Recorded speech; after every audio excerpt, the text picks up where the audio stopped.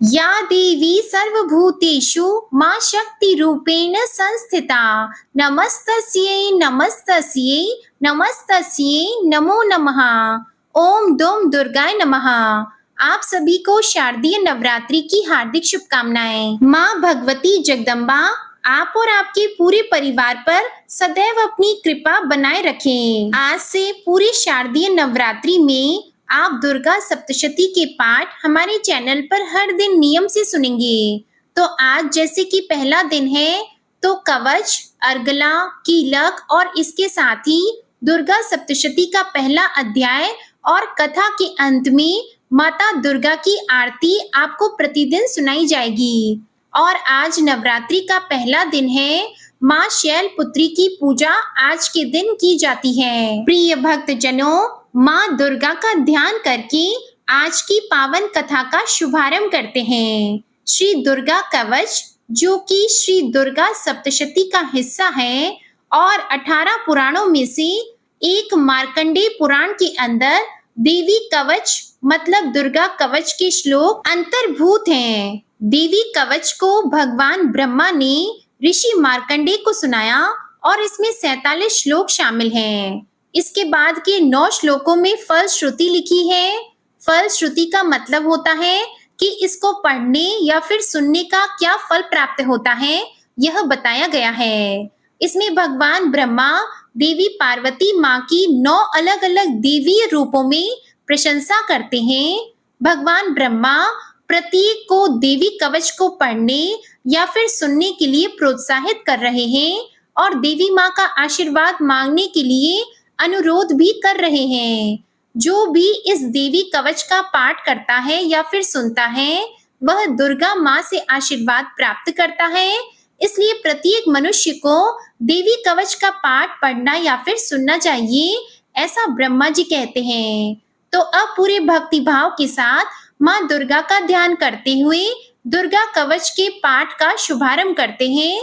सबसे पहले विनियोग है ओम नमः चंडिकाय। माँ दुर्गा के चंडी रूप को हमारा नमन है। यह भगवान ब्रह्मा जी के द्वारा लिखा गया चंडी कवच है, जिसमें कुल 56 छंद हैं। चामुंडा देवता, दिग्बंध देवता, जगदम्बा माता इत्यादि का ध्यान करके हम इस दुर्गा सप्तशती के पाठ का प्रारंभ कर रहे हैं। मार्कंडेय जी पितामह ब्रह्मा जी से कह रहे हैं कि हे भगवान ब्रह्मा, जो इस विश्व में गोपनीय है और रहस्यपूर्ण है तथा जो सभी की रक्षा करता है और हमें अधर्म से बचाता है, साथ ही जिसे आपने अभी तक किसी को दिखाया भी नहीं है, ऐसा कोई साधन या उपाय मुझे बताइए। मार्कंडेय जी के इस प्रश्न पर भगवान ब्रह्मा कहते हैं कि उस साधन का नाम तो देवी कवच ही है, जो इस विश्व में अत्यधिक गोपनीय है। वह देवी कवच सभी का कल्याण करने वाला, पवित्रता और पुण्य देने वाला है। आपको इसी का ही जाप करना चाहिए, इसी से ही आपका उद्धार होगा। माँ दुर्गा की 9 मूर्तियां हैं। माँ दुर्गा का प्रथम स्वरूप है माँ शैलपुत्री, दूसरा स्वरूप है माँ ब्रह्मचारिणी, माँ दुर्गा का तीसरा स्वरूप है माँ चंद्रघंटा और चौथा स्वरूप है माँ कुष्मांडा। उनका 5वां स्वरूप स्कंद माता का है और छठा रूप माँ कात्यायनी है। 7वां स्वरूप है माँ कालरात्रि का और 8वां स्वरूप माँ महागौरी के नाम से प्रसिद्ध है। माँ दुर्गा का 9वां रूप है माँ सिद्धिदात्री। यही 9 दुर्गा के रूप हैं, जिसे भगवान ब्रह्मा के द्वारा वेदों के माध्यम से बताया गया है। जो मनुष्य अग्नि में जल रहा हो, सभी ओर से शत्रुओं से घिर गया हो, विपरीत परिस्थितियों का सामना कर रहा हो और उस समय यदि वह माँ दुर्गा की शरण में जाता है तो उसका कभी भी बुरा नहीं हो सकता। अर्थात माँ दुर्गा का ध्यान किए जाने पर माँ दुर्गा उसकी हर परिस्थिति में सहायता करती है। यदि युद्ध का समय हो और मनुष्य संकटों में घिरा हुआ हो, तो भी माँ दुर्गा के प्रभाव से उसका कुछ भी बुरा नहीं होता है। माँ दुर्गा उसके दुख, पीड़ा, भय इत्यादि का नाश कर देती है। जो भी भक्तजन माँ दुर्गा की भक्ति करता है, माँ दुर्गा अवश्य ही उन्हें अभय दान देती है। जो कोई भी देवी दुर्गा का ध्यान करता है, माँ दुर्गा उसकी हर प्रकार से रक्षा करती है और इस बात में कोई भी संशय नहीं है। चामुंडा माता का वाहन प्रेत है और वे उस पर सवारी करती हैं। वाराही माता का वाहन भैंसा है, ऐन्द्री माता का वाहन हाथी है, तो वहीं वैष्णवी माता का वाहन गरुड़ है। भगवान शिव की पत्नी व सभी की ईश्वरी माँ पार्वती का वाहन वृषभ है। कुमारी माता का वाहन मोर है। लक्ष्मी माता कमल के आसन पर विराजमान है और उन्होंने अपने हाथों में भी कमल लिया हुआ है। वे भगवान विष्णु को अत्यधिक प्रिय हैं। वृषभ पर बैठी हुई माँ पार्वती का रंग सफेद है। भगवान ब्रह्मा की पत्नी माँ ब्राह्मी या माँ सरस्वती हंस पर बैठी हुई है और सभी प्रकार के आभूषण पहने हुए हैं। इस प्रकार से माता रानी अपने अलग अलग रूपों में सभी तरह के योग और शक्तियों को ली हुई है। उन्होंने कई प्रकार के आभूषण और रत्न पहने हुए हैं जो उनकी शोभा को बढ़ा रहे हैं। माँ दुर्गा का एक रूप अत्यधिक क्रोध में रथ पर बैठा हुआ दिखाई देता है जो दुष्टों का नाश करने के लिए है। वे अपने हाथ में शंख, सुदर्शन चक्र, गदा, हल, मूसल इत्यादि लिए हुए हैं। इसके अलावा उन्होंने अपने हाथों में खेटक, तोमर, परशु, पाश, त्रिशूल तथा उत्तम कोटि का धनुष भी लिया हुआ है। माँ दुर्गा दैत्यों, दुष्टों और राक्षसों का नाश कर देती है, भक्तों का कल्याण करती है तथा देवताओं का सदैव हित करती है। इसी उद्देश्य के तहत ही उन्होंने अलग अलग भांति के अस्त्र शस्त्र लिए हुए हैं। माँ दुर्गा के महारौद्र, प्रलयकारी, पराक्रमी, महाशक्तिशाली, अत्यधिक उत्साही तथा भय का नाश कर देने वाले इस रूप को हम सभी नमस्कार करते हैं। माँ देवी के उस प्रलयंकारी रूप की ओर देखना भी बहुत मुश्किल है जो शत्रुओं का भय बढ़ाने का कार्य करता है। पूर्व दिशा में ऐन्द्री देवी मेरी रक्षा कीजिए, अग्नि कोण में अग्नि शक्ति, दक्षिण दिशा में वाराही तथा नेतृत्व कोण में खड्गधारिणी मेरी रक्षा कीजिए। पश्चिम दिशा में वारुणी और वायव्य कोण में मृग पर सवारी करने वाली देवी मेरी रक्षा कीजिए। उत्तर दिशा में कौमारी और ईशान कोण में शूलधारिणी देवी मेरी रक्षा कीजिए। हे ब्रह्माणी, आप ऊपर की ओर से मेरी रक्षा कीजिए और वैष्णवी देवी नीचे की ओर से मेरी रक्षा कीजिए। इसी प्रकार शव को अपना वाहन बनाने वाली चामुंडा देवी दसों दिशाओं में मेरी रक्षा कीजिए। माँ जया आगे से और माँ विजया पीछे की ओर से मेरी रक्षा कीजिए।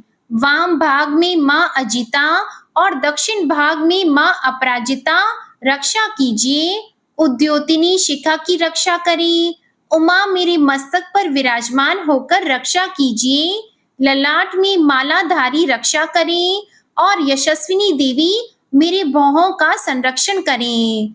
भौहों के मध्य भाग में त्रिनेत्रा और नथुनों की यम घंटा देवी रक्षा कीजिए। दोनों नेत्रों के मध्य भाग में शंखिनी और कानों में द्वार वासिनी रक्षा कीजिए।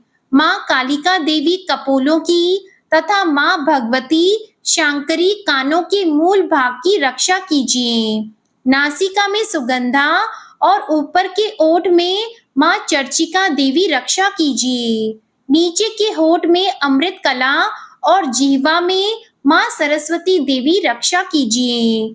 माँ कौमारी दांतों की और माँ चंडिका कंठ प्रदेश की रक्षा कीजिए। माँ चित्र घंटा गले की घाटी की और माँ महामाया तालू में रहकर रक्षा कीजिए। माँ कामाक्षी ठोड़ी की और माँ सर्वमंगला मेरी वाणी की रक्षा कीजिए। माँ भद्र काली ग्रीवा में और धनुर्धरी पृष्ठ वंश में रहकर मेरी रक्षा कीजिए। कंठ के बाहरी भाग में माँ नीलग्रीवा और कंठ की नली में माँ नल कुबरी रक्षा कीजिए। दोनों कंधों में माँ खड्गिनी और मेरी दोनों भुजाओं की माँ वज्रधारिणी रक्षा कीजिए। दोनों हाथों में दंडिनी और अंगुलियों में माँ अंबिका रक्षा कीजिए। माँ शूलेश्वरी नखों की रक्षा कीजिए। माँ कुलेश्वरी कुक्षी अर्थात पेट में रहकर रक्षा कीजिए। माँ महादेवी दोनों स्तनों की और माँ शोक विनाशिनी देवी मन की रक्षा कीजिए। माँ ललिता देवी हृदय में और माँ शूलधारिणी उदर में रहकर रक्षा कीजिए। नाभि में माँ कामिनी और गुह्य भाग की माँ गुह्येश्वरी रक्षा कीजिए।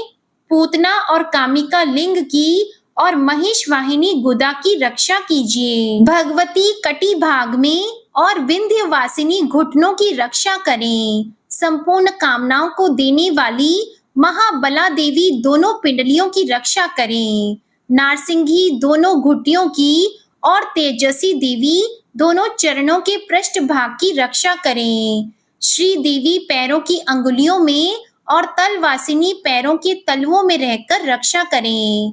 अपनी दाढ़ों के कारण भयंकर दिखाई देने वाली दृष्टंकराली देवी नखों की और ऊर्ध्वकेशिनी देवी केशों की रक्षा करें। रोमवलियों के छिद्रों में कौबेरी और त्वचा की वागीश्वरी देवी रक्षा करें। पार्वती देवी रक्त, मज्जा, वसा, मांस, हड्डी और मेद की रक्षा करें। आंतों की कालरात्रि और पित्त की मुटुकेश्वरी रक्षा करें। मूलाधार आदि कमल कोशों में पद्मावती देवी और कफ में चूड़ामणि देवी स्थित होकर रक्षा करें। नख के तेज की ज्वालामुखी रक्षा करें, जिसका किसी भी अस्त्र से भेदन नहीं हो सकता। वह अभेद्या देवी शरीर की समस्त संधियों में रहकर रक्षा करें। ब्रह्माणी, आप मेरे वीर्य की रक्षा करें। छत्रेश्वरी छाया की तथा धर्मधारिणी देवी मेरे अहंकार, मन और बुद्धि की रक्षा करें।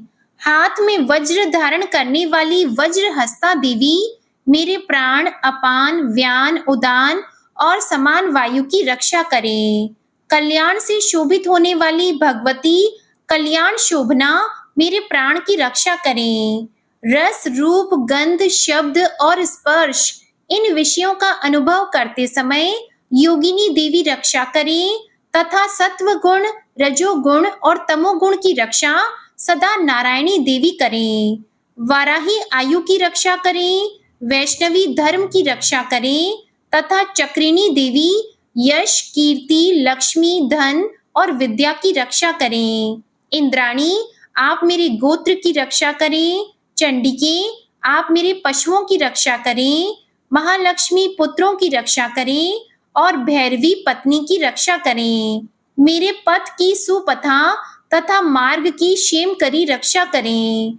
राजा के दरबार में महालक्ष्मी रक्षा करें और सब ओर व्याप्त रहने वाली विजया देवी संपूर्ण भयों से मेरी रक्षा करें। देवी, जो स्थान कवच में नहीं कहा गया है, अतएव रक्षा से रहित है, वह सब आपके द्वारा सुरक्षित है, क्योंकि आप विजयशालिनी और पाप नाशिनी हो। माँ दुर्गा की आज्ञा के बिना कोई भी व्यक्ति इस विश्व में एक कदम भी आगे नहीं बढ़ सकता है।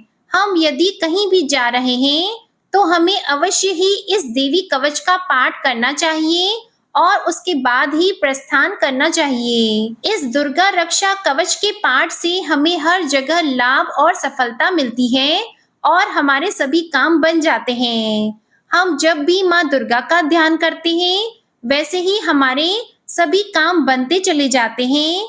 उस व्यक्ति को इस पृथ्वी पर बिना किसी तुलना के परम यश और वैभव प्राप्त होता है। जो भी भक्तजन इस देवी रक्षा कवच का पाठ करता है, उसका भय सदा के लिए समाप्त हो जाता है। युद्ध में उसकी विजय होती है तथा वह तीनों लोकों में पूजनीय हो जाता है। देवी माता का यह रक्षा कवच देवताओं तक के लिए बहुत दुर्लभ है। जो व्यक्ति इस देवी कवच का तीनों समय श्रद्धा भाव के साथ पाठ करता है, उसे देवी माता की कृपा से तीनों लोकों में विजय मिलती है। वह अकाल मृत्यु के भय से दूर होता है तथा 100 वर्षों से भी अधिक समय तक जीवित रहता है। इस दुर्गा कवच के पाठ से व्यक्ति के शरीर में होने वाले हर तरह के रोग समाप्त हो जाते हैं। उसके शरीर में बनने वाला विष भी समाप्त हो जाता है तथा कोई रोग उसका कुछ भी बिगाड़ नहीं सकता। जो भी मनुष्य इस दुर्गा रक्षा कवच को अपने हृदय में धारण कर लेता है, उस पर इस पृथ्वी पर होने वाले सभी तरह के अभिचारण मंत्र तंत्र का प्रभाव समाप्त हो जाता है। सभी तरह की डाकिनी शाकिनी अंतरिक्ष में रहने वाली अति शक्तिशाली और भयंकर डाकिनी भूत पिशाच यक्ष गंधर्व राक्षस ब्रह्म राक्षस बेताल कुष्मांडा भैरव इत्यादि सभी तरह की नकारात्मक शक्तियों के प्रभाव इस दुर्गा कवच के माध्यम से समाप्त हो जाते हैं। इस रक्षा कवच का पाठ करने वाला व्यक्ति राजा से सम्मान प्राप्त करता है और उसकी सुख संपत्ति में वृद्धि होती है। जो भी व्यक्ति इस देवी कवच का पाठ करता है उसका हर जगह यश बढ़ता जाता है और जो भी इस कवच का 7 बार जाप करता है उसका वंश इस पृथ्वी के अंत तक रहता है। इसके पश्चात जब उसकी मृत्यु हो जाती है तब वह माँ दुर्गा के आशीर्वाद से परम स्थान को प्राप्त करता है, जो देवताओं को भी अत्यंत दुर्लभ है। उसे महामाया का प्रसाद मिलता है और उसकी मुक्ति हो जाती है। माँ दुर्गा के आशीर्वाद से वह सुंदर रूप को धारण करता है और भगवान शिव के समान आनंद प्राप्त करता है। श्री देवी दुर्गा कवच संपूर्ण हुआ और अब पूरे भक्ति भाव से माँ दुर्गा का ध्यान करके अर्गला स्तोत्र का पाठ करते हैं। ओम नमः चंडिकाय। माँ चंडिका देवी को नमस्कार है। मार्कंडेय ऋषि कहते हैं, जयंती अर्थात सबसे उत्कृष्ट एवं विजयशालिनी, मंगला अर्थात अपने भक्तों के जन्म मरण आदि संसार बंधन को दूर करने वाली मोक्षदायिनी मंगलमयी देवी, काली अर्थात प्रलय काल में संपूर्ण सृष्टि को अपना ग्रास बना लेने वाली, भद्रकाली अर्थात अपने भक्तों के लिए ही भद्र अथवा मंगल स्वीकार करने वाली, कपालिनी अर्थात हाथ में कपाल तथा गले में मुंडमाला धारण करने वाली, दुर्गा अर्थात कर्म एवं उपासना रूप दुसाध्य साधन से प्राप्त होने वाली, क्षमा अर्थात अत्यंत करुणामय स्वभाव होने के कारण अपने भक्तों के सारे अपराध क्षमा करने वाली, शिवा अर्थात सबका कल्याण करने वाली, धात्री अर्थात संपूर्ण प्रपंच को धारण करने वाली, स्वाहा अर्थात स्वाहा रूप से यज्ञ भाग ग्रहण करके देवताओं का पोषण करने वाली, तथा स्वधा स्वधा रूप से श्राद्ध और तर्पण को स्वीकार करके पितरों का पोषण करने वाली, इन नामों से प्रसिद्ध जगदम्बिके आपको मेरा नमस्कार है। हे देवी चामुंडे, आपकी जय हो। संपूर्ण प्राणियों की पीड़ा हरने वाली देवी, आपकी जय हो। सब में व्याप्त रहने वाली देवी, आपकी जय हो। हे कालरात्रि, आपको नमस्कार है। मधु और कैटब को मारने वाली तथा ब्रह्मा जी को वरदान देने वाली देवी, आपको नमस्कार है। आप मुझे रूप दो, जय दो, यश दो और काम क्रोध आदि शत्रुओं का नाश करो। महिषासुर का नाश करने वाली तथा भक्तों को सुख देने वाली देवी, आपको नमस्कार है। आप रूप दो, जय दो, यश दो और काम क्रोध आदि शत्रुओं का नाश करो।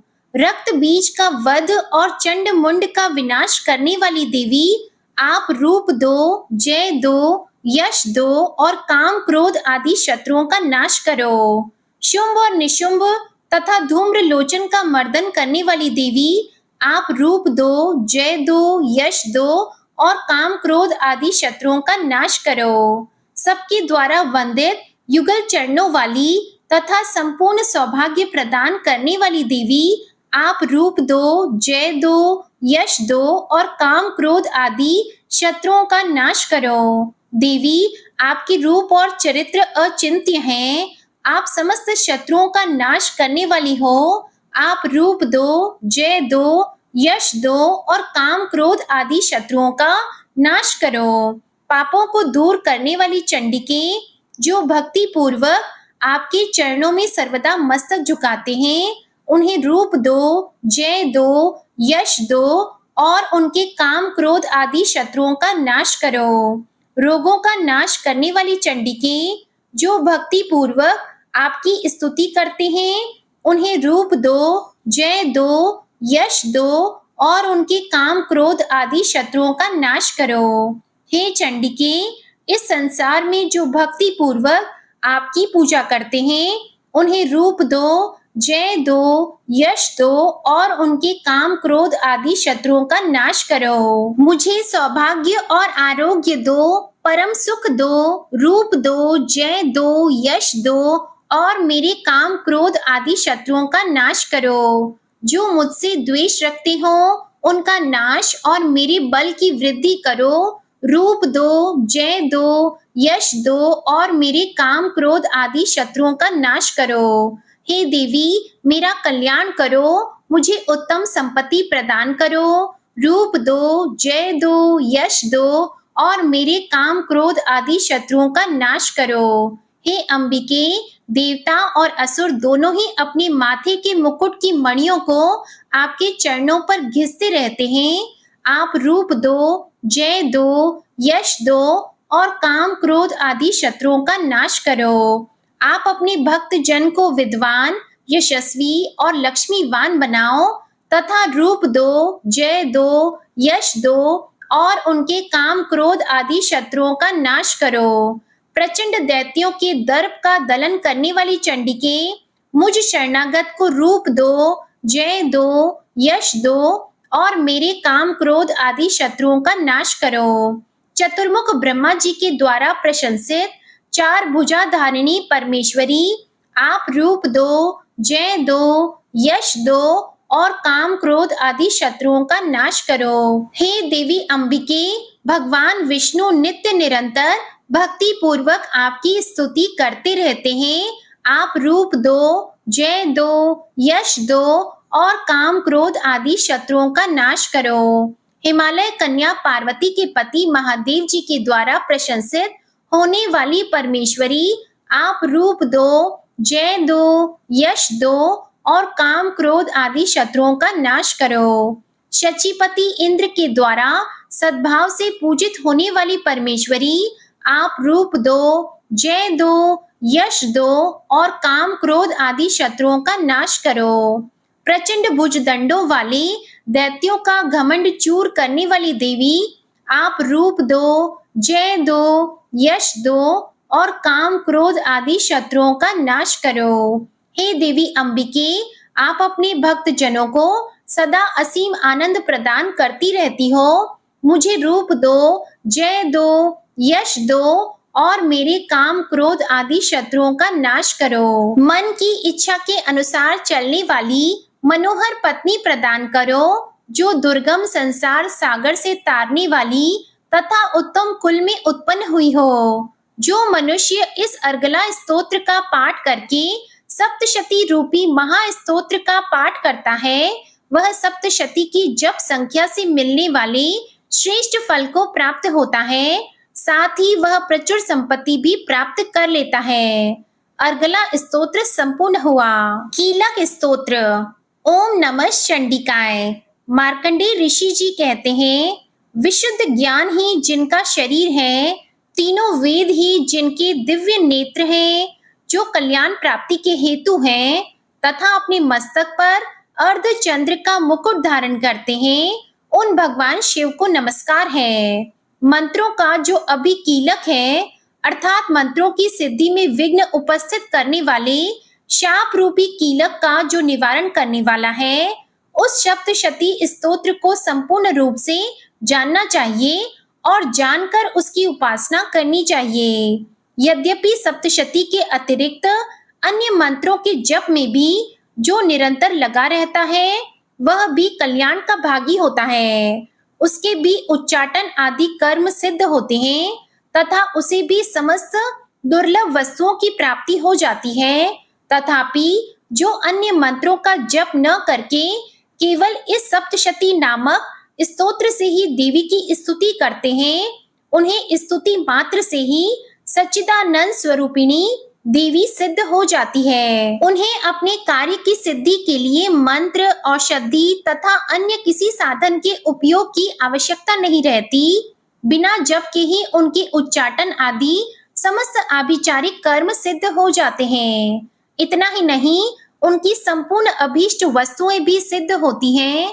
लोगों के मन में यह शंका थी कि जब केवल सप्तशती की उपासना से अथवा सप्तशती को छोड़कर अन्य मंत्रों की उपासना से भी समान रूप से सब कार्य सिद्ध होते हैं, तब इनमें श्रेष्ठ कौन सा साधन है? लोगों की इस शंका को सामने रखकर भगवान शंकर ने अपने पास आए हुए जिज्ञासुओं को समझाया कि यह सप्तशती नामक संपूर्ण स्तोत्र ही सर्वश्रेष्ठ एवं कल्याणमय है। इसके बाद भगवती चंडिका के सप्तशती नामक स्तोत्र को महादेव जी ने गुप्त कर दिया। सप्तशती के पाठ से जो पुण्य प्राप्त होता है उसकी कभी समाप्ति नहीं होती, किंतु अन्य मंत्रों के जप से उत्पन्न पुण्य की समाप्ति हो जाती है। अतः भगवान शिव ने अन्य मंत्रों की अपेक्षा जो सप्तशती की ही श्रेष्ठता का निर्णय किया, उसे यथार्थ ही जानना चाहिए। अन्य मंत्रों का जप करने वाला पुरुष भी यदि सप्तशती के स्तोत्र और जप का अनुष्ठान कर ले, तो वह भी पूर्ण रूप से ही कल्याण का भागी होता है, इसमें तनिक भी संदेह नहीं है। जो साधक कृष्ण पक्ष की चतुर्दशी अथवा अष्टमी को एकाग्रचित होकर भगवती की सेवा में अपना सर्वस्व समर्पित कर देता है और फिर उसे प्रसाद रूप से ग्रहण करता है, उसी पर भगवती प्रसन्न होती है, अन्यथा उनकी प्रसन्नता नहीं प्राप्त होती। इस प्रकार सिद्धि के प्रतिबंधक रूप कीलक के द्वारा महादेव जी ने इस स्तोत्र को कीलित कर रखा है। जो पूर्वोक्त रीति से निष्कीलन करके इस सप्तशती स्तोत्र का प्रतिदिन स्पष्ट उच्चारण पूर्वक पाठ करता है, वह मनुष्य सिद्ध हो जाता है, वही देवी का पार्षद होता है और वही गंधर्व भी होता है। सर्वत्र विचरते रहने पर भी इस संसार में उसे कहीं भी भय नहीं होता, वह अपमृत्यु के वश में नहीं पड़ता तथा देह त्यागने के बाद मोक्ष प्राप्त कर लेता है। अतः कीलन को जानकर उसका परिहार करके ही सप्तशती का पाठ आरंभ करें। जो ऐसा नहीं करता उसका नाश हो जाता है। इसलिए कीलक और निष्कीलन का ज्ञान प्राप्त करने पर ही यह स्तोत्र निर्दोष होता है और विद्वान पुरुष इस निर्दोष स्तोत्र का ही पाठ आरंभ करते हैं। स्त्रियों में जो कुछ भी सौभाग्य आदि दृष्टिगोचर होता है, वह सब देवी के प्रसाद का ही फल है। अतः इस कल्याणमय स्तोत्र का सदा जप करना चाहिए। इस स्तोत्र का मंद स्वर से पाठ करने पर स्वल्प फल की प्राप्ति होती है और उच्च स्वर से पाठ करने पर पूर्ण फल की सिद्धि हो जाती है। अतः उच्च स्वर से ही इसका पाठ आरंभ करना चाहिए। जिनके प्रसाद से ऐश्वर्य, सौभाग्य, आरोग्य, संपत्ति, शत्रुनाश तथा परम मोक्ष की भी सिद्धि होती है, उन कल्याणमय जगदम्बा की स्तुति मनुष्य क्यों नहीं करते। कीलक स्तोत्र संपूर्ण हुआ और अब माँ भगवती दुर्गा का अपने मन में ध्यान करते हुए आप सभी भक्तजन प्रथम अध्याय का श्रवण करें। इस अध्याय में मेधा ऋषि ने राजा सुरथ और समाधि को भगवती की महिमा बताते हुए मधु कैटभ के वध का वर्णन किया है। ओम नमः चंडिकाय। मार्कंडेय जी बोले, सूर्य के पुत्र सावर्णी जो 8वें मनु कहे जाते हैं, उनकी उत्पत्ति की कथा विस्तार पूर्वक कहता हूँ, आप सब ध्यान पूर्वक सुने। सूर्य कुमार महाभाग सावर्णी भगवती महामाया के अनुग्रह से जिस प्रकार मनवंतर के स्वामी हुए, वही प्रसंग सुनाता हूँ। पूर्व काल की बात है। स्वरोचिष मनवंतर में सुरथ नाम के एक राजा थे जो चैत्र वंश में उत्पन्न हुए थे। उनका समस्त भूमंडल पर अधिकार था। वे प्रजा का अपने औरस पुत्रों की भांति धर्म पूर्वक पालन करते थे। तो भी उस समय कोला विध्वंसी नाम के क्षत्रिय उनके शत्रु हो गए। राजा सुरथ की दंड नीति बड़ी प्रबल थी। उनका शत्रुओं के साथ संग्राम हुआ। यद्यपि कोला विध्वंसी संख्या में कम थे, तो भी राजा सुरथ युद्ध में उनसे परास्त हो गए। तब वे युद्ध भूमि से अपने नगर को लौट आए और केवल अपने देश के राजा होकर रहने लगे। समूची पृथ्वी से अब उनका अधिकार जाता रहा, किंतु वहां भी उन प्रबल शत्रुओं ने उस समय महाभाग राजा सुरथ पर आक्रमण कर दिया। राजा का बल क्षीण हो चला था, इसलिए उनके दुष्ट, बलवान एवं दुरात्मा मंत्रियों ने वहां उनकी राजधानी में भी राजकीय सेना और खजाने को हथिया लिया। सूरत का प्रभुत्व नष्ट हो चुका था, इसलिए वे शिकार खेलने के बहाने घोड़े पर सवार होकर वहां से अकेले ही एक घने जंगल में चले गए। वहां उन्होंने विप्रवर मेधा मुनि का आश्रम देखा, जहां कितने ही हिंसक जीव अपनी स्वाभाविक हिंसावृत्ति छोड़कर परम शांति भाव से रहते थे। मुनि के बहुत से शिष्य उस वन की शोभा बढ़ा रहे थे। वहां जाने पर मुनि ने उनका सत्कार किया और वे उन मुनि श्रेष्ठ के आश्रम पर इधर उधर विचरते हुए कुछ समय तक रहे। फिर ममता से आकृष्ट चित्त होकर वहां इस प्रकार चिंता करने लगे कि पूर्व काल में मेरे पूर्वजों ने जिसका पालन किया था वही नगर आज मुझसे रहित है। पता नहीं मेरे दुराचारी भृत्यगण उसकी धर्म पूर्वक रक्षा करते हैं या नहीं। जो सदा मद की वर्षा करने वाला और शूरवीर था, वह मेरा प्रधान हाथी अब शत्रुओं के अधीन होकर न जाने कितने भोगों को भोगता होगा। जो लोग मेरी कृपा, धन और भोजन पाने से सदा मेरे पीछे पीछे चलते थे, वे निश्चय ही अब दूसरे राजाओं का अनुसरण करते होंगे।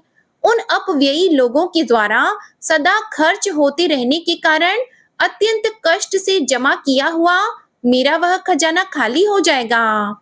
ये तथा और भी कई बातें राजा सूरत निरंतर सोचते रहते थे। एक दिन उन्होंने वहां विप्रवर मेधा के आश्रम के निकट एक वैश्य को देखा और उससे पूछा, भाई तुम कौन हो? यहाँ तुम्हारे आने का क्या कारण है? तुम क्यों शोकग्रस्त और अनमने से दिखाई देती हो? राजा सूरत का यह प्रेम पूर्वक कहा हुआ वचन सुनकर वैश्य ने विनीत भाव से उन्हें प्रणाम करके कहा। वैश्य बोला, राजन, मैं धनियों के कुल में उत्पन्न एक वैश्य हूँ। मेरा नाम समाधि है। मेरे दुष्ट स्त्री पुत्रों ने धन के लोभ से मुझे घर से बाहर निकाल दिया है। मैं इस समय धन, स्त्री और पुत्रों से वंचित हूँ। मेरे विश्वसनीय बंधुओं ने मेरा ही धन लेकर मुझे दूर कर दिया है, इसलिए दुखी होकर मैं वन में चला आया हूँ। यहाँ रहकर मैं इस बात को नहीं जानता कि मेरे पुत्रों की, स्त्री की और स्वजनों की कुशल है या नहीं। इस समय घर में वे कुशल से रहते हैं या उन्हें कोई कष्ट है? वे मेरे पुत्र कैसे हैं? क्या वे सदाचारी हैं या दुराचारी हो गए हैं? तब राजा ने पूछा, जिन लोभी स्त्री पुत्र आदि ने धन के कारण तुम्हें घर से निकाल दिया, उनके प्रति तुम्हारे मन में इतना स्नेह का बंधन क्यों है? वैश्य बोला, आप मेरे विषय में जैसी बात कहते हैं वह सब ठीक है, किंतु क्या करूं, मेरा मन निष्ठुरता नहीं धारण करता। जिन्होंने धन के लोभ में पड़कर पिता के प्रति स्नेह, पति के प्रति प्रेम तथा आत्मीय जन के प्रति अनुराग को तिलांजलि देकर मुझे घर से निकाल दिया है, उन्हीं के प्रति मेरे हृदय में इतना स्नेह है। महामते, गुणहीन बंधुओं के प्रति भी जो मेरा मन इस प्रकार प्रेम मग्न हो रहा है, यह क्या है? इस बात को मैं जानकर भी नहीं जान पाता। उनके लिए मैं लंबी सांसें ले रहा हूँ और मेरा हृदय अत्यंत दुखी हो रहा है। उन लोगों में प्रेम का सर्वथा अभाव है, तो भी उनके प्रति जो मेरा मन निष्ठुर नहीं हो पाता, इसके लिए क्या करूं? मार्कंडेय जी कहते हैं, ब्राह्मण, इसके बाद राजाओं में श्रेष्ठ सूरत और वह समाधि नामक वैश्य दोनों साथ साथ मेधा मुनि की सेवा में उपस्थित हुए और उनके साथ यथा योग्य न्याय अनुकूल विनय पूर्ण बर्ताव करके बैठ गए। इसके बाद वैश्य और राजा ने कुछ वार्तालाप आरंभ किया। राजा ने कहा, भगवन, मैं आपसे एक बात पूछना चाहता हूँ, उसे बताइए। मेरा मन अपने अधीन न होने के कारण वह बात मेरे मन को बहुत दुख देती है। जो राज्य मेरे हाथ से चला गया है, उसमें और उसके संपूर्ण अंगों में मेरी ममता बनी हुई है। मुनि श्रेष्ठ, यह जानते हुए भी कि वह अब मेरा नहीं है, अज्ञानी की भांति मुझे उसके लिए दुख होता है। यह क्या है? इधर यह वैश्य भी घर से अपमानित होकर आया है। इसके पुत्र, स्त्री और भृत्यों ने इसे छोड़ दिया है। स्वजनों ने भी इसका परित्याग कर दिया है, तो भी यह उनके प्रति अत्यंत हार्दिक स्नेह रखता है। इस प्रकार यह तथा मैं दोनों ही बहुत दुखी हैं। जिसमें प्रत्यक्ष दोष देखा गया है, उस विषय के लिए भी हमारे मन में ममता जनित आकर्षण पैदा हो रहा है। महाभाग, हम दोनों समझदार हैं, तो भी हम में जो मोह पैदा हुआ है, यह क्या है? विवेक शून्य पुरुष की भांति मुझ में और इसमें भी यह मूढ़ता प्रत्यक्ष दिखाई देती है। ऋषि बोले, महाभाग, विषय मार्ग का ज्ञान सब जीवों को है। इसी प्रकार विषय भी सबके लिए अलग अलग है। कुछ प्राणी दिन में नहीं देखते और दूसरे रात में ही नहीं देखते, तथा कुछ जीव ऐसे हैं जो दिन और रात्रि में भी बराबर ही देखते हैं। यह ठीक है कि मनुष्य समझदार होते हैं, किंतु केवल वे ही ऐसे नहीं होते। पशु, पक्षी और मृग आदि सभी प्राणी समझदार होते हैं। मनुष्यों की समझ भी वैसी ही होती है जैसी उन मृग और पक्षियों की होती है, तथा जैसी मनुष्यों की होती है वैसी ही उन मृग, पक्षी आदि की होती है। यह तथा अन्य बातें भी प्रायः दोनों में समान ही हैं। समझ होने पर भी इन पक्षियों को तो देखो, ये स्वयं भूख से पीड़ित होते हुए भी मोहवश बच्चों की चोंच में कितने चाव से अन्न के दाने डाल रहे हैं। नरश्रेष्ठ, क्या तुम नहीं देखते कि ये मनुष्य समझदार होते हुए भी लोभवश अपने किए हुए उपकार का बदला पाने के लिए पुत्रों की इच्छा करते हैं?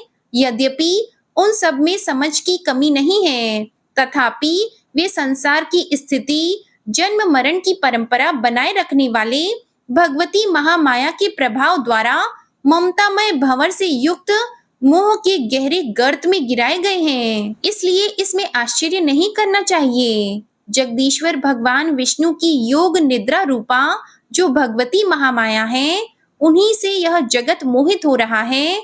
वे भगवती महामाया देवी ज्ञानियों के भी मन को बलपूर्वक खींचकर मोह में डाल देती हैं। वे ही इस संपूर्ण चराचर जगत की सृष्टि करती हैं, तथा वे ही प्रसन्न होने पर मनुष्यों को मुक्ति के लिए वरदान देती है। वे ही परा विद्या, संसार बंधन और मोक्ष की हेतु भूता सनातनी देवी तथा संपूर्ण ईश्वरों की भी अधीश्वरी हैं। राजा ने पूछा, भगवान, जिन्हें आप महामाया कहते हैं, वे देवी कौन है? ब्राह्मण, उनका आविर्भाव कैसे हुआ तथा उनके चरित्र कौन कौन है? ब्रह्मवेताओं में श्रेष्ठ महर्षि उन देवी का जैसा प्रभाव हो, जैसा स्वरूप हो और जिस प्रकार प्रादुर्भाव हुआ हो, वह सब मैं आपके मुख से सुनना चाहता हूँ। ऋषि बोले, राजन, वास्तव में तो वे देवी नित्य स्वरूपा ही हैं। संपूर्ण जगत उन्हीं का रूप है तथा उन्होंने समस्त विश्व को व्याप्त कर रखा है। फिर भी उनका प्राकट्य अनेक प्रकार से होता है, वह मुझसे सुनो। यद्यपि वे नित्य और अजन्मा हैं, फिर भी जब देवताओं का कार्य सिद्ध करने के लिए प्रकट होती हैं, उस समय लोक में उत्पन्न हुई कहलाती हैं। कल्प के अंत में जब संपूर्ण जगत एक कारणों में निमग्न हो रहा था तथा सबके प्रभु भगवान विष्णु शेषनाग की शैया बिछाकर योग निद्रा का आश्रय लेकर सो रहे थे, उस समय उनके कानों के मैल से दो भयंकर असुर उत्पन्न हुए, जो मधु और कैटव के नाम से विख्यात थे। वे दोनों ब्रह्मा जी का वध करने को तैयार हो गए। भगवान विष्णु के नाभि कमल में विराजमान प्रजापति ब्रह्मा जी ने जब उन दोनों भयानक असुरों को अपने पास आया और भगवान को सोया हुआ देखा, तब एकाग्र चित्त होकर उन्होंने भगवान विष्णु को जगाने के लिए उनके नेत्रों में निवास करने वाली योग निद्रा का स्तवन आरंभ किया। जो इस विश्व की अधीश्वरी, जगत को धारण करने वाली, संसार का पालन और संहार करने वाली तथा तेज स्वरूप भगवान विष्णु की अनुपम शक्ति है, उन्हीं भगवती निद्रा देवी की भगवान ब्रह्मा जी स्तुति करने लगे। ब्रह्मा जी ने कहा, देवी, तुम ही स्वाहा, तुम ही स्वधा और तुम ही वष्टकार हो। स्वर भी तुम्हारे ही स्वरूप हैं। तुम ही जीवन दायिनी सुधा हो। नित्य अक्षर प्रणव में अकार, उकार, मकार इन तीन मात्राओं के रूप में तुम ही स्थित हो तथा इन तीन मात्राओं के अतिरिक्त जो बिंदु रूपा नित्य अर्ध मात्रा है, जिसका विशेष रूप से उच्चारण नहीं किया जा सकता, वह भी तुम ही हो। देवी, तुम ही संध्या, सावित्री तथा परम जननी हो। देवी, तुम ही इस विश्व ब्रह्मांड को धारण करती हो, तुमसे ही इस जगत की सृष्टि होती है, तुम ही से इसका पालन होता है और सदा तुम ही कल्प के अंत में सबको अपना ग्रास बना लेती हो। जगन्मयी देवी, इस जगत की उत्पत्ति के समय तुम सृष्टि रूपा हो, पालन काल में स्थिति रूपा हो तथा कल्पांत के समय संहार रूप धारण करने वाली हो। तुम ही महाविद्या, महामाया, महामेधा, महास्मृति, महामोह रूपा, महादेवी और महासूरी हो। तुम ही तीनों गुणों को उत्पन्न करने वाली सबकी प्रकृति हो। भयंकर काल रात्रि, महारात्रि और मोह रात्रि भी तुम ही हो। तुम ही श्री, तुम ही ईश्वरी, तुम ही ह्री और तुम ही बोध स्वरूपा बुद्धि हो। लज्जा, पुष्टि, तुष्टि, शांति और क्षमा भी तुम ही हो। तुम खड्ग धारिणी, शूल धारिणी, घोर रूपा तथा गदा, चक्र, शंख और धनुष धारण करने वाली हो। बाण, भुशुंडी और परिक ये भी तुम्हारे अस्त्र हैं। तुम सौम्य और सौम्यतर हो। इतना ही नहीं, जितने भी सौम्य और सुंदर पदार्थ हैं उन सब की अपेक्षा तुम अत्यधिक सुंदरी हो। पर और अपर सबसे परे रहने वाली परमेश्वरी तुम ही हो। सर्वस्वरूपी देवी, कहीं भी सत असत रूप जो कुछ वस्तुएं हैं और उन सब की जो शक्ति है वह तुम ही हो। ऐसी अवस्था में तुम्हारी स्तुति क्या हो सकती है? जो इस जगत की सृष्टि, पालन और संहार करते हैं उन भगवान को भी जब तुमने निद्रा के अधीन कर दिया है, तब तुम्हारी स्तुति करने में यहाँ कौन समर्थ हो सकता है? मुझको, भगवान शंकर को तथा भगवान विष्णु को भी तुमने ही धारण कराया है, अतः तुम्हारी स्तुति करने की शक्ति किसमें है? देवी, तुम तो अपने इन उदार प्रभावों से ही प्रशंसित हो। ये जो दोनों दुर्धर्ष असुर मधु और कैटभ हैं, इनको मोह में डाल दो और जगदीश्वर भगवान विष्णु को शीघ्र ही जगा दो। साथ ही इनके भीतर इन दोनों महान असुरों को मार डालने की बुद्धि उत्पन्न कर दो। ऋषि कहते हैं, राजन, जब ब्रह्मा जी ने वहां मधु और कैटभ को मारने के उद्देश्य से भगवान विष्णु को जगाने के लिए तमोगुण की अधिष्ठात्री देवी योग निद्रा की इस प्रकार स्तुति की, तब वे भगवान के नेत्र, मुख, नासिका, बाहु, हृदय और वक्ष स्थल से निकलकर अव्यक्त जन्मा ब्रह्मा जी की दृष्टि के समक्ष खड़ी हो गईं। योग निद्रा से मुक्त होने पर जगत के स्वामी भगवान जनार्दन उस एकार्णव के जल में शेषनाग की शैया से जाग उठे। फिर उन्होंने उन दोनों असुरों को देखा। वे दुरात्मा मधु और कैटभ अत्यंत बलवान और पराक्रमी थे तथा क्रोध से लाल आंखें किए ब्रह्मा जी को खा जाने के लिए उद्योग कर रहे थे। तब भगवान श्री हरि ने उठकर उन दोनों के साथ 5000 वर्षों तक केवल बाहु युद्ध किया। वे दोनों भी अत्यंत बल के कारण उन्मत्त हो रहे थे। इधर महामाया ने भी उन्हें मोह में डाल रखा था, इसलिए वे भगवान विष्णु से कहने लगे, हम तुम्हारी वीरता से संतुष्ट हैं, तुम हम लोगों से कोई वर मांगो। श्री भगवान बोले, यदि तुम दोनों मुझ पर प्रसन्न हो तो अब मेरे हाथ से मारे जाओ। बस इतना सा ही मैंने वर मांगा है, यहाँ दूसरे किसी वर से क्या लेना है। ऋषि कहते हैं, इस प्रकार धोखे में आ जाने पर जब उन्होंने संपूर्ण जगत में जल ही जल देखा, तब कमल नयन भगवान से कहा, जहाँ पृथ्वी जल में डूबी हुई न हो, जहाँ सूखा स्थान हो, वहीं हमारा वध करो। ऋषि कहते हैं, तब तथास्तु कहकर शंख, चक्र और गदा धारण करने वाले भगवान ने उन दोनों के मस्तक अपनी जांग पर रखकर चक्र से काट डाले। इस प्रकार ये देवी महामाया ब्रह्मा जी की स्तुति करने पर स्वयं प्रकट हुई थी। अब पुनः तुमसे उनके प्रभाव का वर्णन करता हूँ, सुनो।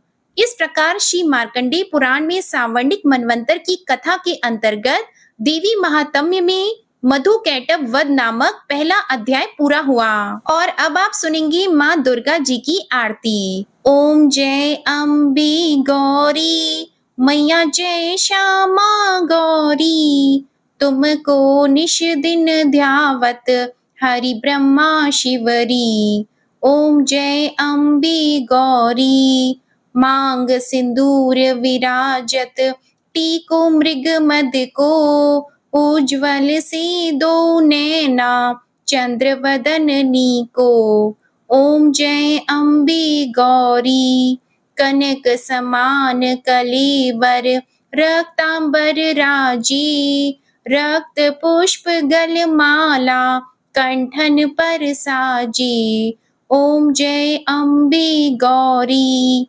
के हरि वाहन राजत खड्ग खपर धारी, सुर नर मुनि जन सेवत तिनके दुख हारी। ओम जय अम्बे गौरी। कानन कुंडल शोभित नासाग्रे मोती, कोटिक चंद्र दिवाकर समराजत ज्योति। ओम जय अम्बे गौरी। शुंभ निशुंभ बिदारे महिषासुर घाती, धूम्र विलोचन नैना निश दिन मदमाती। ओम जय अम्बे गौरी।